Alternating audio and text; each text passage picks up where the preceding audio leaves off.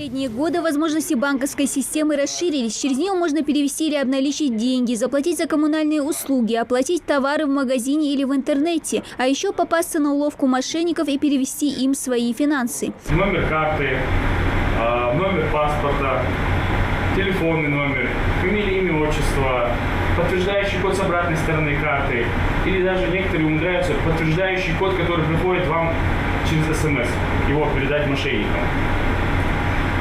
Вам главное понимать в этом во всем, что если вы сами передали свои данные мошеннику или так называемому сотруднику банка, который им представился, то банк не обязан вам возвращать деньги. Семинар на тему финансового просвещения проводится для лиц с ограниченными возможностями здоровья. Организатор – представители Общероссийского народного фронта совместно с региональным отделением Банка России. Такие акции сотрудники банка проводят на регулярной основе, охватывая разные районы региона, в их числе и отдаленные населенные пункты. Граждане с ограниченными возможностями здоровья на особом счету у мегарегулятора. Так, например, уже второй год Банк России проводит большую работу с незрячей и слабовидящей аудиторией. Сначала был выпущен бесплатный сборник аудиолекций по финансовой грамотности, который доступен в интернете.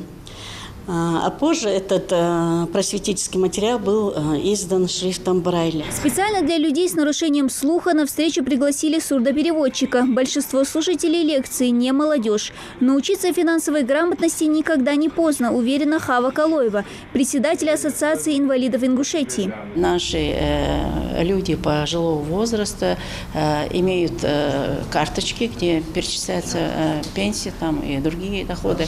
Поэтому я сама даже попадала в сеть. Такой случай был, мне позвонили, тоже представляются такими важными личностями. Но так как я не такой товарищ, который легко можно обмануть, я, соответственно, дала им отпор.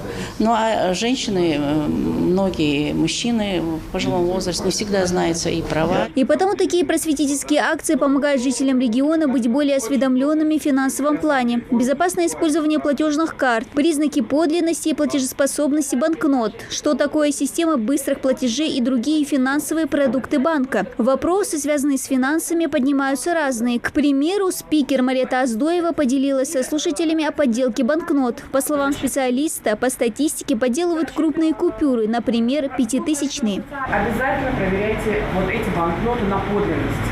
Если вы стоите перед кассой, если вам дали эти деньги перед кассой, то обязательно, или кто-то вам долг отдал, мало ли что, как перед кассой вам 5000, наверное, не дадут, но в любом случае обязательно перепроверяйте. Такие семинары сотрудники банка проводят уже не первый год. Они напоминают, что мошенники всегда идут в ногу со временем. С развитием средств коммуникации все чаще проворачивают аферы через интернет. Чтобы не попасть в их сети, нужно запомнить простые правила. Сотрудник банка никогда не попросит вас назвать персональные данные о карте. Чтобы идентифицировать клиента, ему будет достаточно узнать паспортные данные и кодовое слово. Ну а при обнаружении поддельной банкноты лучше сразу обратиться в местное отделение банка. Дана Плиева, Магомед Дидигов, Новости 24.